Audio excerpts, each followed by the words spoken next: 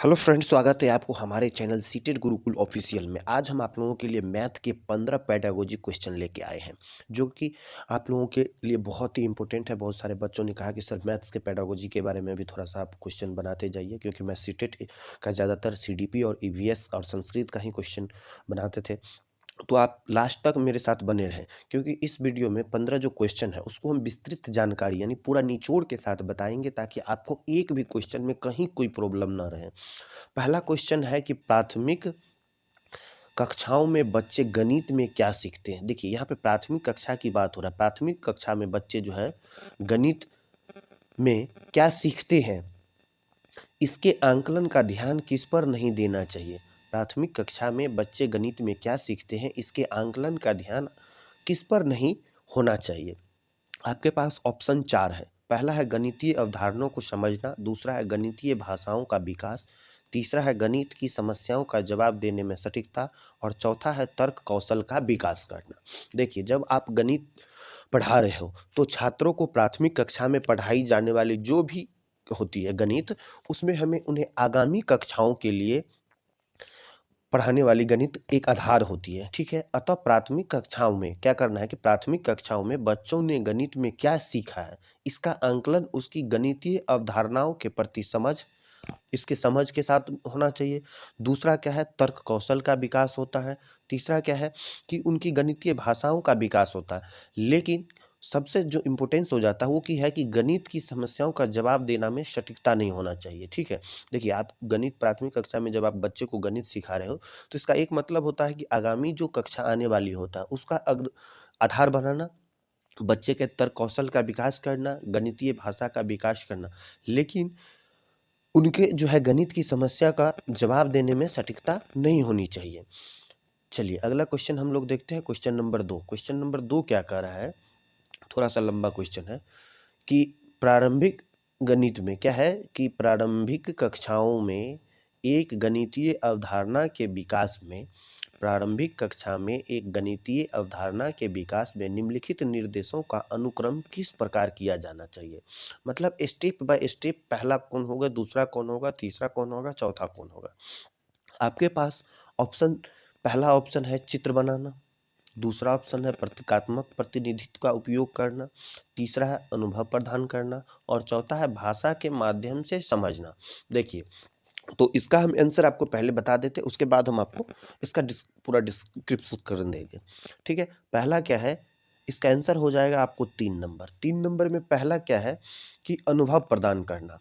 तीसरा क्या है, सबसे पहले प्रारंभिक कक्षा में एक गणितीय अवधारणा के विकास में निम्नलिखित निर्देशों का अनुक्रम किस प्रकार किया जाना चाहिए। तो सबसे पहले अनुभव प्रदान करना चाहिए, ठीक है। उसके बाद क्या है, भाषा के माध्यम से उनको समझना चाहिए। उसके बाद है उसको चित्र बना के समझाना चाहिए, और लास्ट में है प्रतीकात्मक प्रतिनिधित्व का उपयोग करना चाहिए, ठीक है। तो इसका आंसर हो जाएगा आपको ये बी आंसर हो जाएगा। चलिए, इसके बारे में हम आपको कुछ विस्तृत जानकारी देते हैं। कहता है कि कक्षा में किसी गणितीय अवधारणा को समझाते समय एक शिक्षक को सर्वप्रथम गणित की अवधारणा को सीखने के अपने अनुभव, देखिए अनुभव प्रदान करना, क्या है, अनुभव को छात्रों से साझा करना चाहिए। तत्पश्चात शिक्षक को जो है भाषा के माध्यम से उस अवधारणा को छात्रों को समझाने का प्रयत्न करना चाहिए। पहले क्या करना चाहिए कि गणितीय अवधारणा के अनुभव, छात्रों के अनुभव को से साझा करना चाहिए। उसके बाद भाषा के माध्यम से समझाने का प्रयत्न करना चाहिए। यदि उपर्युक्त प्रयास असफल हो जाता है, जब प्रयास जो है असफल हो जाए, तो उस अवधारणा में आप उसे चित्र बना के समझाने का कोशिश करेंगे, ठीक है।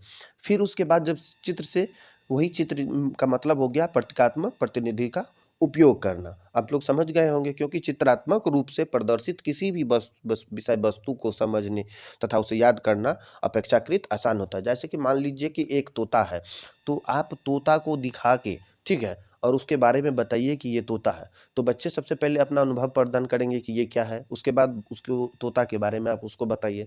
अगर नहीं समझ में आता है तो फिर आप तोता का चित्र बनाइए, प्रतीकात्मक प्रतिनिधित्व का उपयोग करिएगा, तो बच्चा तुरंत समझ जाएगा कि ये तोता है। अगली बार जब भी आप तोता का फिगर बनाइएगा, तो बच्चा समझ में आ जाता है कि इसमें ये जो है तोता का पिक्चर है। आइए क्वेश्चन नंबर 3 देखते हैं। क्वेश्चन नंबर 3 क्या कह रहा है कि एक बच्चे ने नीचे दिखाए अनुसार दो संख्याएं घटाई, यानी आप उन उसको 83 में से 27 घटा के ऐसे किया 64। ठीक है, निम्नलिखित में से कौन सा कथन बच्चे के घटाव सीखने का बोध कराता है? यानी एक बच्चे ने नीचे दिखाए अनुसार दो संख्याएं घटाई, यानी 83 में से 27 जो घटाया, तो निम्नलिखित में से कौन सा कथन बच्चे के घटाव सीखने का बोध कराता है? ठीक है, आपके पास ऑप्शन है, बच्चे को घटाव की प्रक्रिया में स्थानीय मान के बारे में गलत धारणाएं हैं। ठीक है, उसके बाद बच्चा नहीं जानता कि कैसे घटाना है, क्योंकि यहाँ पे उन्होंने गलत कर दिया है, उन्होंने 7 में से 3 घटा के 4 कर दिया है और 8 में से 2 घटा के उसको 6 कर दिया है।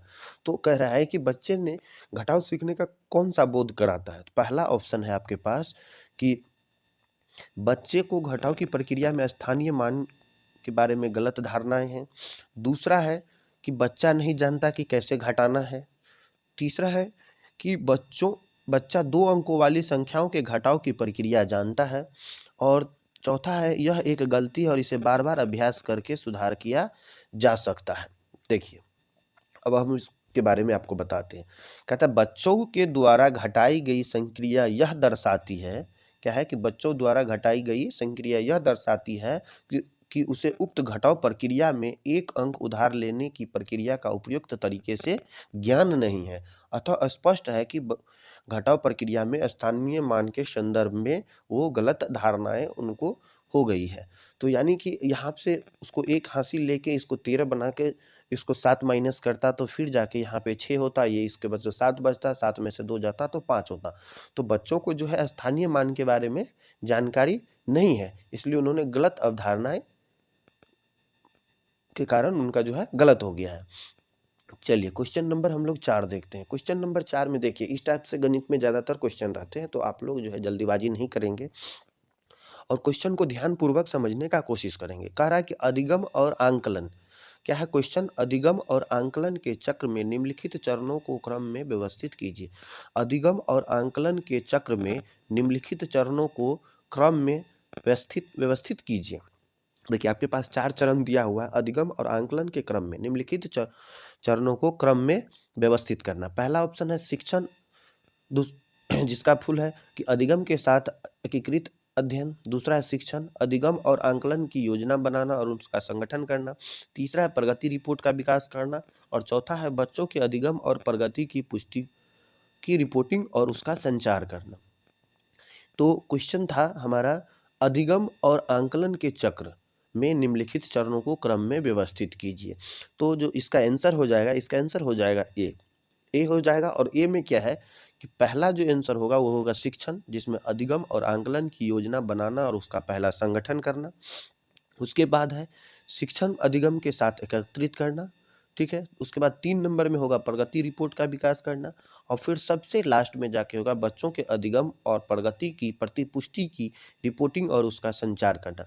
देखिए आपके पास यहाँ पे वैसे भी है 3 और 4 एक साथ होना चाहिए था, 3 और 4 एक साथ होना चाहिए, क्योंकि जब तक प्रगति रिपोर्ट का विकास होगा उसी के बाद ना हम अधिगम और प्रगति की जो प्रतिपुष्टि और रिपोर्टिंग और उसका संचार करेंगे। तो 3 और 4 तो एक साथ होना चाहिए। ऐसे भी आप लोग देख सकते हैं कि जब तक प्रगति रिपोर्ट का विकास नहीं होगा तो प्रगति रिपोर्ट की प्रतिपुष्टि हम कैसे करेंगे? तो 3 और 4 सिर्फ इसमें है। तो ऐसे भी आप लोग जो है ऑप्शन लगा सकते हैं। चलिए इसके बारे में हम बताते हैं कि शिक्षण अधिगम एवं आंकलन के लिए उपर्युक्त योजनाओं का चयन करना एवं उन्हें संगठित करना। ठीक है, अधिगम और आंकलन को योजना करना और उसको संगठित करना। शिक्षण अधिगम के साथ एकत्रित अध्ययन, ये भी उसके साथ उसके बाद एकत्रित अध्ययन करेंगे, फिर प्रगति रिपोर्ट बनाएंगे, फिर बच्चों के साथ अधिगम और प्रगति की प्रतिपुष्टि करेंगे। आइए क्वेश्चन नंबर 5। क्वेश्चन नंबर 5 क्या कह रहा है कि रोमन अंकों का उपयोग आमतौर पर हिंदू अरबी अंकों जैसी संख्याओं के लेखन में क्यों नहीं किया जाता है? अगर आपसे पूछ दे कि रोमन अंकों का उपयोग आमतौर पर हिंदू अरबी अंकों जैसी संख्याओं के लेखन में क्यों नहीं किया जाता है? आपके पास ऑप्शन 4 है। पहला ऑप्शन है रोमन अंक स्थानीय मान का नियोजन नहीं करते, इसलिए इन अंकों को उपयोग करके गलत करना मुश्किल है। दूसरा है रोमन अंक को याद करना मुश्किल है। तीसरा है रोमन अंकों का उपयोग करके संख्याओं को बनाना एक जटिल कार्य है। और चौथा है बच्चे अंग्रेजी वर्णमाला और रोमन अंकों में भ्रमित हो जाते हैं। कहता है बच्चे अंग्रेजी वर्णमाला और रोमन अंकों में क्या है कि भ्रमित हो जाते हैं।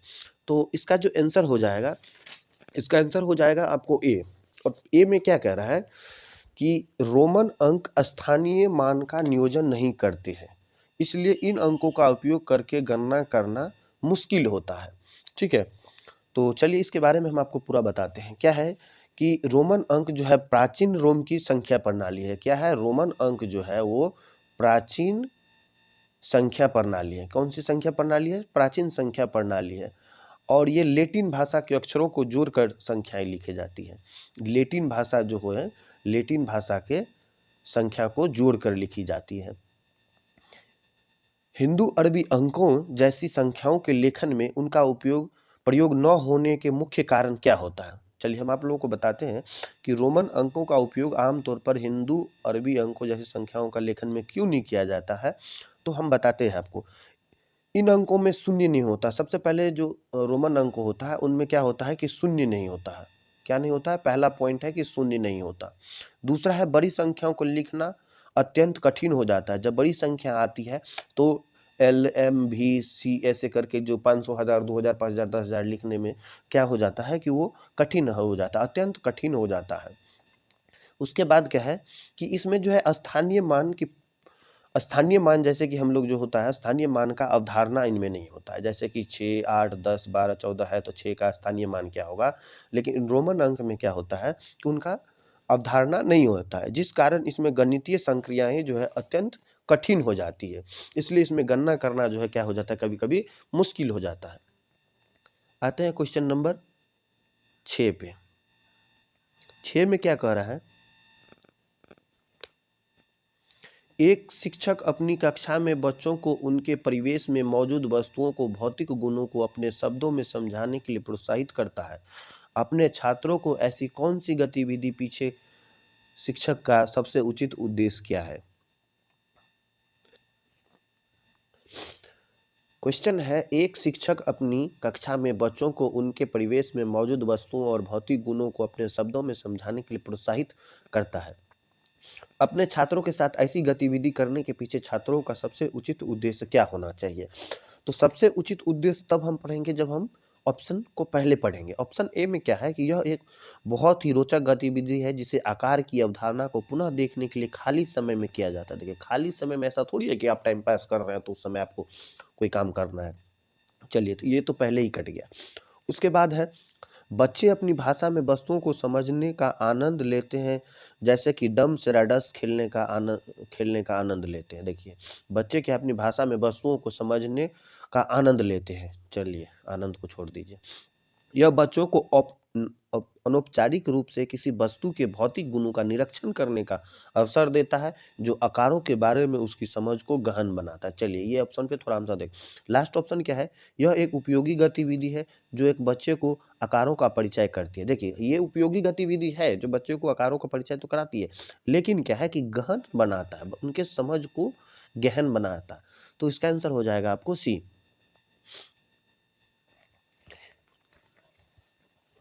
जैसे कि इसमें हम आपको बताएंगे कि शिक्षक द्वारा छात्रों के साथ उन गतिविधियों के जैसे शिक्षक द्वारा छात्रों के साथ उन गतिविधियों का उद्देश्य किसी वस्तु के भौतिक जो गुणधर्म होते हैं, जैसे आकार, द्रव्यमान, परिमाप, अनुमित अनुमानित क्षेत्रफल।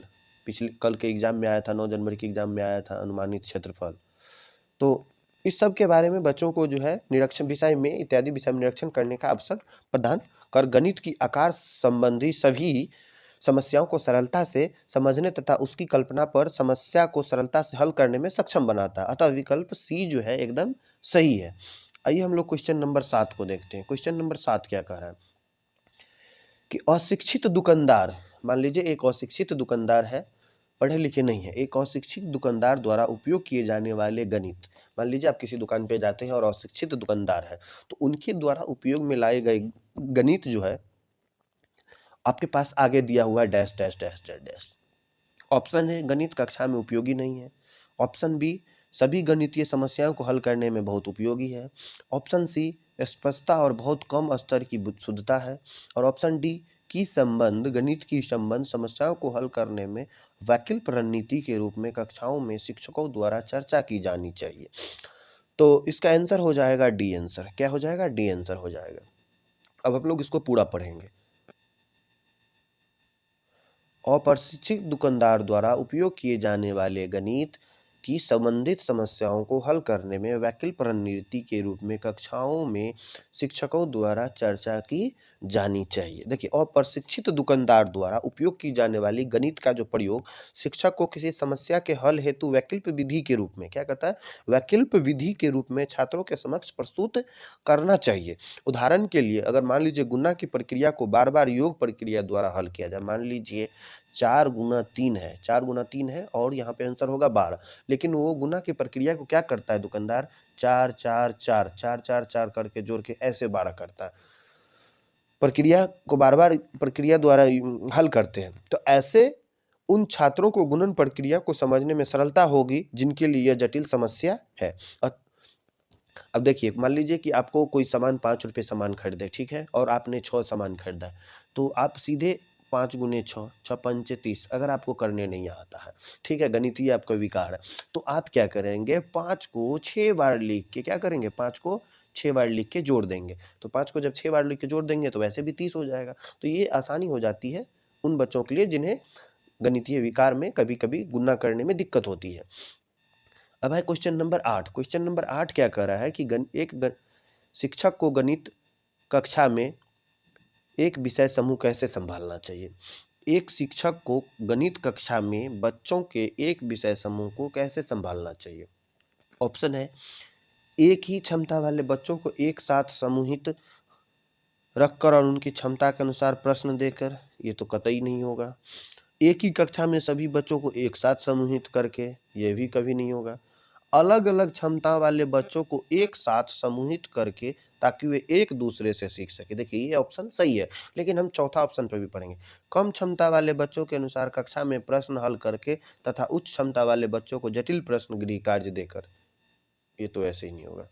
तो इसका जो आंसर हो जाएगा, क्वेश्चन है कि एक शिक्षक को गणित कक्ष में एक विषय समूह को कैसे संभालना चाहिए, तो अलग अलग क्षमता वाले बच्चे को एक साथ समूहित कर रख ताकि वे एक दूसरे से सीख सकें। चलिए क्वेश्चन नंबर 9 देखते हैं। क्वेश्चन नंबर 9 क्या कह रहा है कि गणित में सीखने के प्रतिफल इसलिए विकसित किए गए हैं, गणित में सीखने के प्रतिफल इसलिए विकसित किए गए हैं ताकि गणना के लिए बच्चों को लघु विधियां बताई जाए, विभिन्न शैक्षणिक सर्वेक्षणों में बच्चों की उपलब्धि बढ़ाई जाए, बच्चों द्वारा हासिल की जाने वाली कक्षावार दक्षता और कौशल को परिभाषित किया जाए, और ऑप्शन डी, बच्चों की अंतिम परीक्षाओं के लिए बच्चों को तैयार किया जाए। क्वेश्चन बहुत ही इंपॉर्टेंट क्वेश्चन है। गणित में सीखने के प्रतिफल इसलिए विकसित किए गए हैं ताकि गणना के लिए बच्चों को लघु विधियां बताई जाए, विभिन्न शैक्षणिक सर्वेक्षणों में बच्चों की उपलब्धि बढ़ाई की जाए, अभी बच्चों के को सर्वेक्षण में जरूरी ये नहीं है, बच्चों द्वारा हासिल की जाने वाली कक्षावार दक्षता और कौशल को प्रभाषित किया जाए। देखिए, ये ऑप्शन अभी सही लग रहा है। आगे हम लिख दें, वर्ष की अंतिम परीक्षाओं के लिए बच्चों को तैयार किया जाना चाहिए। गलत है। आपको हमेशा बच्चों को प्रिपेयर रहना चाहिए। ये नहीं कि वर्ष के अंतिम परीक्षाओं के लिए हम बच्चे को तैयार करेंगे और उससे पहले बच्चे कुछ नहीं जानते हो। तो बच्चों द्वारा हासिल की जाने वाली जो भी कक्षावार दक्षता है और उसको कौशल को हमेशा परिभाषित किया जाना चाहिए, क्योंकि गणित में सीखने का प्रतिफल यानी अर्थात परिणाम विकसित करने का जो प्रमुख उद्देश्य जो होता है, कक्षा में छात्रों द्वारा ग्रहण किए गए गणित संबंधी अधिगम की जांच करना होता है। अर्थात इस भाषा में हम कह सकते हैं कि यह छात्रों द्वारा हासिल की गई गणितीय अधिगम संबंधी कक्षावार दक्षता तथा कौशल में प्रभावित किया जाए। आइए क्वेश्चन नंबर 9 देखते हैं। सॉरी, क्वेश्चन नंबर 10, 9 तो हो गया। निम्नलिखित में से कक्षा में हो रहा कौन सा कार्य एक गतिविधि है। कह रहा है कि निम्नलिखित में से कक्षा में हो रहा है कौन सा कार्य एक गतिविधि है। शिक्षक समझाते हैं कि प्रश्न कैसे हल करें, बच्चों द्वारा कविता के रूप में गिनती का वाचन, बच्चों द्वारा श्यामपट्ट से नकल करना और बच्चों का अन्वेषण करना। देखिए, बहुत ही इंपॉर्टेंट क्वेश्चन है। आप लोग ऐसे छोटे छोटे क्वेश्चन को छोड़ देते हैं जो कि बहुत इंपॉर्टेंट होता है, यही आपको लास्ट में जो है गलत हो जाता है। तो निम्नलिखित में से कक्षा में हो रहे कौन सा कार्य एक गतिविधि है? गतिविधि मतलब क्रियाशीलता है, क्रिएटिविटी चल रहा है। शिक्षक समझाते हैं कि प्रश्न कैसे हल करें। शिक्षक समझा रहे हैं, न कि कक्षा में हो रहा है कोई गतिविधि है। बच्चों द्वारा कविता के रूप में गिनती का वाचन कर रहा है। बच्चों द्वारा सैमपट से नकल कर रहा है, ये कोई गतिविधि नहीं है। लेकिन बच्चों का अन्वेषण में लगाना ये एक गतिविधि कार्य है। जैसा कि हम आपको बता दें, कक्षा में छात्रों को दी जाने वाली गतिविधियां उन्हें किसी समस्या के हल हेतु प्रायोगिक कार्य देना। अन्वेषण का अर्थ होता है खोजना। अन्वेषण का अर्थ क्या होता है? खोजना। अन्वेषण का अर्थ होता है खोजना या ढूंढना। क्या है? खोजना या ढूंढना होता है। अतः छात्रों को अन्वेषण में लगाना पर समस्याओं का हल करने हेतु स्वयं सोचेंगे। वे जो बच्चे जब क्या होंगे कि जब आप उसको किसी अन्वेषण में या किसी खोज में आप दे देंगे या कोई ऐसा सवाल देंगे जिससे बच्चे खुद उसका आंसर खोजेंगे, तो इससे क्या होता है कि बच्चे उससे सोचते हैं, जिसकी तार्किक क्षमता का विकास होता है। जिससे क्या होता है कि तार्किक क्षमता का जो है विकास होता है। चलिए क्वेश्चन नंबर 11 पे देखते हैं। क्वेश्चन नंबर 11 कर रहा है, बच्चों के बीच गिनती के कौशल को विकसित करने के लिए निम्नलिखित में से कौन सा पूर्व संध्या अवधारणा के रूप में सीखने के लिए आवश्यक नहीं है? बच्चों के बीच क्या है? बच्चों के बीच कौशल को विकसित करने के लिए कौन सा पूर्व संख्या अवधारणा के रूप में सीखने का एक कार्य नहीं है? आपके पास ऑप्शन है, एक एक संगता, दूसरा है क्रमबद्धता, तीसरा है संख्या नाम यानी अधिक रूप से पढ़ना, और चौथा है समूह बनाना। देखिए कि बच्चों के गिनती कौशल को विकसित करने के लिए पूर्व संख्या अवधारणा के रूप में सीखने का है, एक एक संगता नहीं होगा, क्रमबद्धता नहीं होगा, संख्या नाम यानी अधिक रूप से पढ़ना। इसमें क्या कहता है कि बच्चों के बीच गिनती के कौशल को विकसित करने के लिए तथा गिनती को पूर्व संख्या अवधारणा क्या है?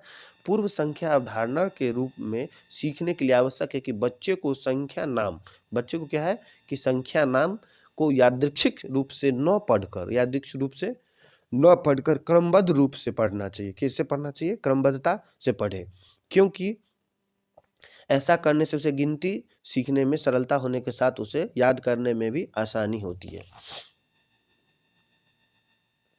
चलिए अगला क्वेश्चन हम लोग देखते हैं, क्वेश्चन नंबर 12। क्वेश्चन नंबर 12 क्या कर रहा है कि एक बच्चे से यह पूछने पर कि क्षेत्रफल क्या है, 9 जनवरी के एग्जाम में दिया हुआ क्वेश्चन है कि एक बच्चे से यह पूछने पर कि क्षेत्रफल क्या है, उसने लंबाई गुने चौड़ाई उत्तर दिया।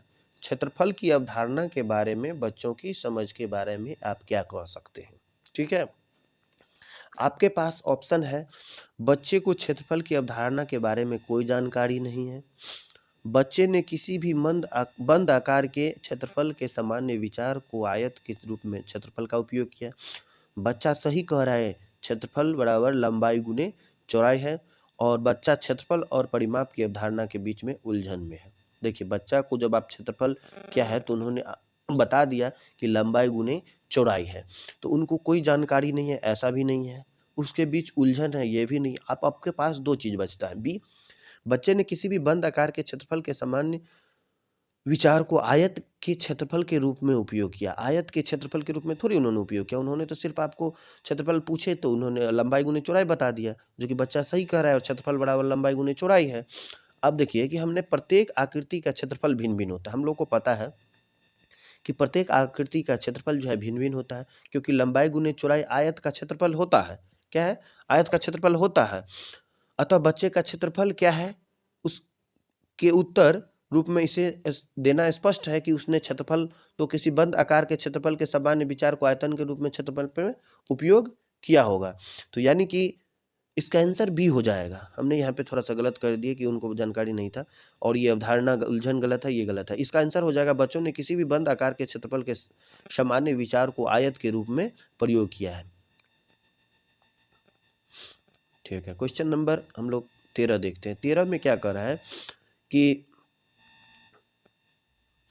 गणित सीखने के संबंध में निम्नलिखित में से कौन सा कथन सत्य है? देखिए गणित सीखने के संबंध में निम्नलिखित में से कौन सा कथन सत्य है?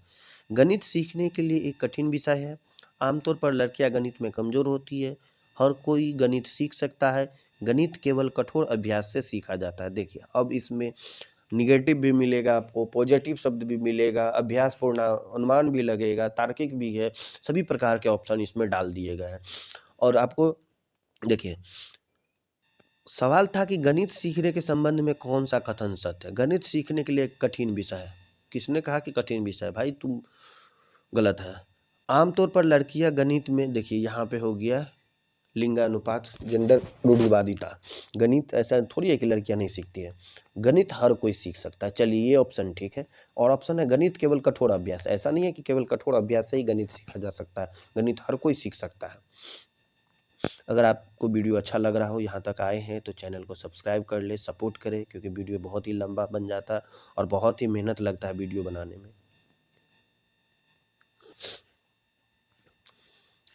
क्वेश्चन नंबर 14 है, पाइथागोरस परिमेय को सिखाने के लिए एक शिक्षक ने एक शीट विस्तृत की जिस पर समकोण वाले 4 त्रिभुजों को खींचा गया था और बच्चे को त्रिभुज की भुजाओं के बीच संबंध खोजने के लिए कहा जाता है। उपर्युक्त परिस्थिति में शिक्षक ने किस चीज का प्रयोग किया है? चलिए सवाल को हम पहले सोचेंगे।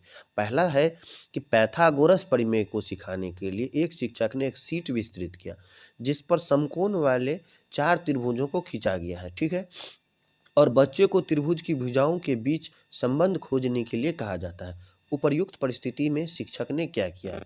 तो उपर्युक्त परिस्थिति में शिक्षक ने क्या किया है? तो शिक्षक ने आगमन विधि का प्रयोग किया। किसका प्रयोग किया? आगमन विधि का। क्योंकि प्रश्न में दी परिस्थिति में शिक्षक द्वारा अधिगम की आगमन विधि का प्रयोग किया, क्योंकि यहाँ अधिगम जो है ज्ञात से किसकी ओर जाता है? अज्ञात से ओर, ज्ञात से अज्ञात की ओर जाता है। अधिगम विधि में ज्ञात से अज्ञात की ओर जाता है, इसलिए ज्ञात 4 समकोण त्रिभुज युक्त शीट उसको पहले मिल गया। 4 त्रिभुज युक्त शीट जो है उसको पहले मिल चुका है, ठीक है। उसको अज्ञात है क्या? तो त्रिभुज के भुजाओं के बीच संबंध निकालना, ठीक है। तो ये हो गया ज्ञात से अज्ञात की ओर। आगमन विधि को क्या बोलेंगे? ज्ञात से अज्ञात की ओर। अब आते हैं क्वेश्चन नंबर 15। क्वेश्चन नंबर 15 क्या है कि निम्नलिखित में से कौन सा कथन संकल्पना मानचित्र के बारे में सत्य नहीं है? निम्नलिखित में से कौन सा कथन संकल्पना मानचित्र के बारे में सत्य नहीं है? पहला ऑप्शन है संकल्पना मानचित्र अंतः संबंधित अवधारणाओं और जोड़ने वाली लिंक प्रक्रियाओं